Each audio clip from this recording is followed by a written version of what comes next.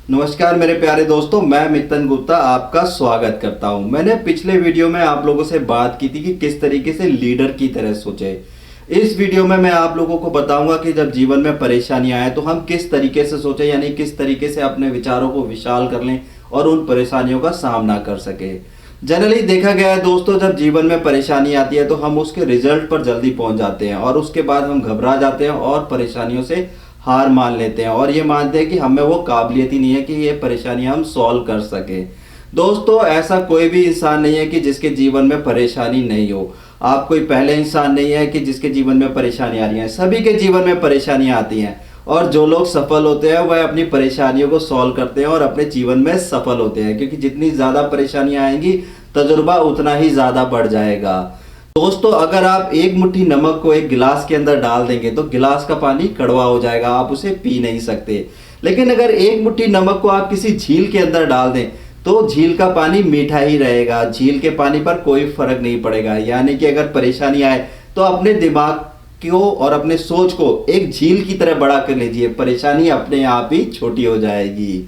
दोस्तों, अगर जीवन में बहुत ज़्यादा परेशानी लग रही है या फिर कोई समस्या ऐसी आ गई है कि आपको लगता है कि अब जीवन में आगे कुछ नहीं है, तो आप किसी शांत जगह पर बैठिए और अपने आप से कहिए कि यह भी वक्त गुजर जाएगा। जब आप अपने आप से ये कहते हैं कि यह भी वक्त गुजर जाएगा तो आपको लगेगा कि आपका मन शांत हो रहा है। आप उस परेशानी की अब सॉल्यूशन के बारे में सोचना शुरू करेंगे, क्योंकि वक्त चाहे जैसा भी है दोस्तों, गुजर जरूर जाता है। यहाँ पर दोस्तों मैं आप लोगों के साथ एक स्टोरी जरूर शेयर करना चाहूँगा। एक आदमी अपने जीवन से बहुत ही परेशान होता है। उसे घर में परेशानी है, उसे ऑफिस में परेशानी है, उसे समाज में परेशानी है। वह हमेशा सोचता है कि जीवन सिर्फ परेशानियों के अलावा कुछ नहीं है। तो वह सोचता है कि इस परेशानियों से कैसे उभरा जाए, यानी कि इन परेशानियों को कैसे ठीक किया जाए। तभी उसके इलाके में एक सूफी बाबा आए हुए होते हैं, तो वह लोगों की प्रॉब्लम को सॉल्व करते हैं। तो वह आदमी भी सोचता है कि मैं भी जाकर के सूफी बाबा से मिलता हूँ और पूछूंगा कि इन परेशानियों का क्या हल है। तो एक सुबह वह सूफी बाबा के यहाँ पहुंच जाता है, लेकिन वहां पर भीड़ बहुत होती है, लाइन लंबी लगी होती है। तो वह भी जाके लाइन में खड़ा हो जाता है, लेकिन उस आदमी का नंबर शाम को आता है। वह सूफी बाबा को बोलता है कि मैं अपने जीवन से बहुत ही परेशान हूँ, हर जगह परेशानी ही परेशानी है। तो सूफी बाबा कहते हैं कि मैं तुम्हारे इस प्रश्न का जवाब अगर कल सुबह दूं तो कैसा रहेगा। आदमी मान जाता है, कहता है कि ठीक है, मैं कल सुबह तक का वेट कर लेता हूँ। फिर सूफी बाबा कहते हैं उस आदमी से कि अगर मैं तुम्हें एक काम दूं तो क्या तुम मेरा एक काम करोगे। तो सूफी बाबा से वह आदमी कहता है कि हाँ, मैं बिल्कुल वह काम करूंगा, आप मुझे काम दीजिए। तो सूफी बाबा कहते हैं कि मेरे पास 100 ऊंट है, यानी कि 100 कैमल्स हैं, वह मेरे काफिले के पीछे खड़े हुए हैं। तुम उनको ऐसा करना, बिठा देना और जब वो बैठ जाएं तो फिर सो जाना। आदमी ने ऐसा ही किया, वह एक एक करके सभी ऊँटों को बिठाना शुरू करता है। तो एक बिठाता है, कुछ देर के लिए ऊँट बैठता है, फिर से खड़ा हो जाता है, कुछ अपने आप भी बैठ जाते हैं। यह सिलसिला रात भर चलता रहता है। सूफी बाबा उस आदमी के पास आते हैं और बोलते हैं रात को नींद कैसी आई। तो वह आदमी बोलता है कि मैं तो रात भर सोया ही नहीं। तो सूफी बाबा ने पूछा कि ये सारे ऊँट नहीं बैठे। तो बोलते नहीं, मैं एक को बिठाता, वह कुछ देर बैठता, फिर खड़ा हो जाता। सुबह होते होते तक काफी ऊँट अपने आप बैठ गए। आप देखिए कि काफी ऊँट बैठे हुए हैं, लेकिन फिर भी कुछ एक खड़े हुए हैं। तो सूफी बाबा ने कहा कि तुम इन ऊँटों को अपनी समस्याएं मान लो, यानी कि कुछ प्रॉब्लम्स को तुम स्ट्रगल करके सॉल्व कर लोगे और कुछ वक्त के हिसाब से सॉल्व हो जाएंगी, और कुछ तुम सॉल्व करोगे फिर से वह खड़ी हो जाएंगी। तो ये तो जीवन का पार्ट ही है समस्याएं, तो हमेशा इंसान को खुश रहना चाहिए। अब उस आदमी को यह बात समझ में आ गई कि समस्याएं जो हैं वो जीवन का पार्ट हैं और उसे हमेशा खुश रहना चाहिए। दोस्तों, समस्याएं हैं तो जीवन में आप आगे बढ़ रहे हैं, क्योंकि जिस दिन आपके जीवन में समस्या नहीं आई तो समझ लीजिए कि आप अपने जीवन में प्रोग्रेस यानी कि आगे नहीं बढ़ रहे। अगर समस्याएं आ रही हैं तो इसका मतलब है कि आप सही डायरेक्शन में हैं, आप अपने जीवन में सफल हो रहे हैं।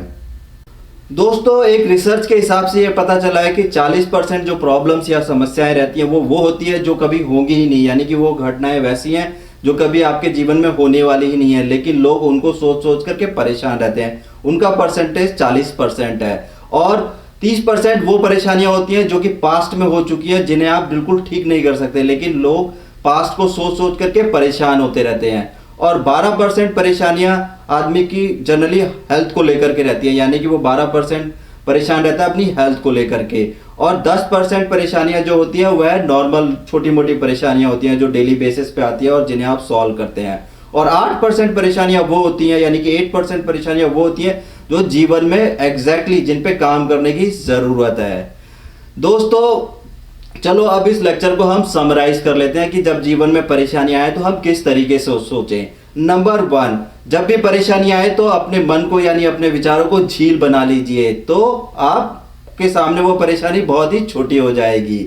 नंबर 2, अगर परेशानी बहुत ही बड़ी लग रही है, वक्त नहीं गुजर रहा है, तो एक कोने में जाइए या किसी शांत जगह पे जाइए और वहां पर बैठिए और अपने आप से कहिए कि यह भी वक्त गुजर जाएगा। जब आप ऐसा बोलेंगे तो आपके मन में अपने आप भी शांति आ जाएगी और आप उसके सोल्यूशन की तरफ यानी प्रॉब्लम के सोल्यूशन की तरफ सोचने लगेंगे। नंबर 3 पॉइंट दोस्तों, जब आपके जीवन में परेशानियां आए तो ये समझ लीजिए कि आप अपने जीवन में आगे बढ़ रहे हैं, क्योंकि परेशानियां आती हैं तभी आप अपने जीवन में आगे बढ़ते हैं और आप सफलता की तरफ आगे आगे जाते जा रहे हैं। और नंबर 4 पॉइंट, जब भी परेशानियां आए तो समझ लीजिए कि ये एक नया पजल मिला है आपको सॉल्व करने के लिए और अब आप जीवन में आगे बढ़ेंगे। अब परेशानियां जो है वो जीवन का पार्ट हो जाएंगी और आप उन पर काम करना शुरू कर देंगे। और जो भी इंसान सफल होता है वह इसीलिए सफल होता है क्योंकि उसने ये सारी प्रॉब्लम सॉल्व की होती हैं। तो आप पहले इंसान नहीं है कि जिसके पास प्रॉब्लम्स आ रही हैं। दोस्तों यहाँ पर मैं अब आपको एक बात और जरूर कहना चाहूँगा, जो बुद्धिमान व्यक्ति होता है वह अपने दिमाग का मालिक होता है और जो मूर्ख व्यक्ति होता है वह अपने दिमाग का गुलाम होता है। तो दोस्तों आपको मालिक बनना है या गुलाम, ये आप खुद ही पसंद कर लीजिए।